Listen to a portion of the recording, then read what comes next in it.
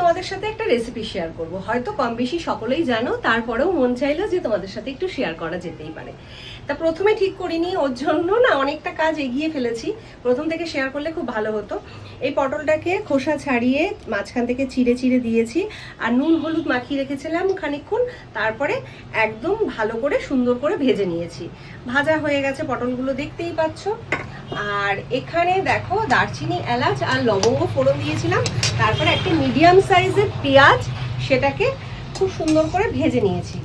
ভাজাও হয়ে গেছে। আর পটল ভাজলে তেলটা কালো হয়ে যায়, তোমরা অনেক বন্ধুই জানো, যারা রান্না জানো তারা মোটামুটি জানো।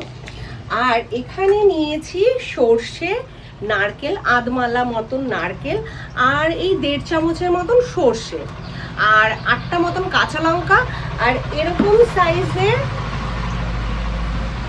সাইজের 2 কোয়া রসুন। ঠিক আছে, এই সব দিয়ে আমি পেস্টটাকে বানিয়ে নিয়েছি। আর খুব সামান্য পরিমাণে তেল দিয়েছি, কারণ এরপরে আরো অনেক কিছু এর মধ্যে পড়বে, তার জন্য একদম সামান্য তেল দিয়েছি। আর এই পেস্টটা আমি এর মধ্যে দিয়ে দিচ্ছি। নারকেল, সর্ষে, পোস্ত এই সমস্ত রান্নাতে না খুব বেশি হলুদ যায় না, তাই খুব সামান্য দেখো হলুদ গুঁড়ো দিচ্ছি। সাথে দিচ্ছি স্বাদ মতন লবণ, একটুখানি কালারের জন্য দেব কাশ্মীরি লঙ্কার গুঁড়ো, মানে গুঁড়ো, ব্যাস। সাথে দিয়ে দিচ্ছি স্বাদ মতন চিনি। সবকিছু দিয়ে খুব ভালো করে আমি একটু নাড়াচাড়া করে নেব, মানে একটু জাস্ট কষানো যেটাকে বলে। 1 মিনিট নাড়াচাড়া করে আমি মশলাটাকে একটু ভেজে নিয়েছি।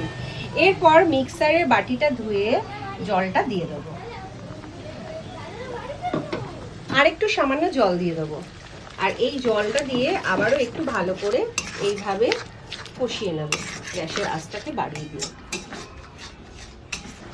আর জলটা দিয়েও খুব ভালো করে কষানো হয়ে গেছে। এই 2 থেকে 3 মিনিটের মতন আমি এইভাবে কষিয়ে নিয়েছি। এবার আমি পটলগুলোকে দিয়ে দিচ্ছি।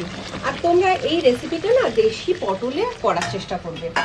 দেশি পটলে করলে খেতে কিন্তু খুব ভালো হয়। আর দেশি পটলের বিশেষত্ব কি বলতো, পটলের দানাগুলো খুব নরম হয়, আর পটলের গায়ের ওপরটা মানে খোসাটা খসখসে হয়, যার জন্য পটলের স্বাদটাই কিন্তু আলাদা হয়। আমি এটা পোস্ত দিয়েও করি, কিন্তু আজকে পোস্তটা ঘরে ছিল না, তাই একটু সর্ষে নারকেল বাটা দিয়ে করছি।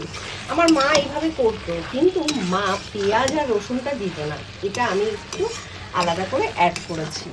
মা ফোড়নেও ওই দারচিনি, এলাচ ফেলাচগুলো দিত না, সর্ষে নারকেল দিয়ে এইভাবে করতো।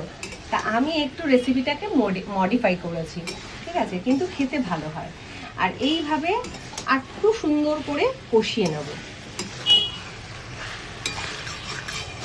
পটল দিয়েও খুব সুন্দর করে কষানো হয়ে গেছে। এবার একটু জল দিয়ে আমি মানে পটলগুলোকে খুব সিদ্ধ হওয়ার জন্য ছেড়ে দেবো। যখন দেখবে একদম সুন্দরভাবে পটলগুলো নরম হয়ে গেছে, তখন বুঝতে পারবো রান্নাটা হয়ে গেছে। তা এখন একটু ফুটতে থাক, মানে এইভাবে খুব সামান্যই কিন্তু জল দিয়েছি, দিয়ে একটু ফোটার জন্য অপেক্ষা করতে হবে।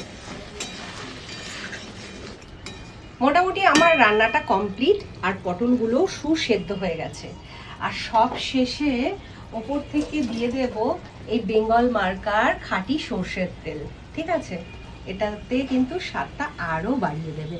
এই দেখো, ওপর থেকে এইভাবে একটু সর্ষের তেল দিয়ে দিচ্ছি।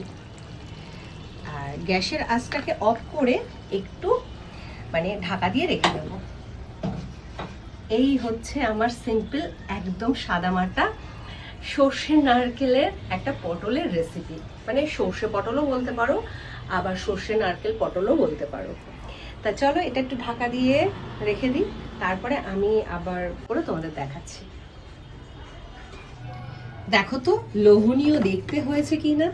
আমার তো ভীষণ লোভ লাগছে, দেখেই মনে হচ্ছে ইয়াম্মি টাইপের খেতে হবে। তোমাদেরও কি তাই মনে হচ্ছে? যদি তাই মনে হয়ে থাকে, বাড়িতে অবশ্যই একবার ট্রাই করো, আর ট্রাই করে আমাকে কমেন্ট করে জানাও। এই দেখো কত সুন্দর দেখতে হয়েছে। আর বেশ অনেকটা করেছি, তার কারণ আমার বাড়িতে সবাই খুব পছন্দ করে। তা আজকে তোমাদের এই রেসিপিটা কেমন লাগলো অবশ্যই কমেন্ট করে জানিও, আর কারা কারা বাড়িতে একবার ট্রাই করবে সেটাও আমাকে কমেন্ট করে জানিও। চলো টাটা।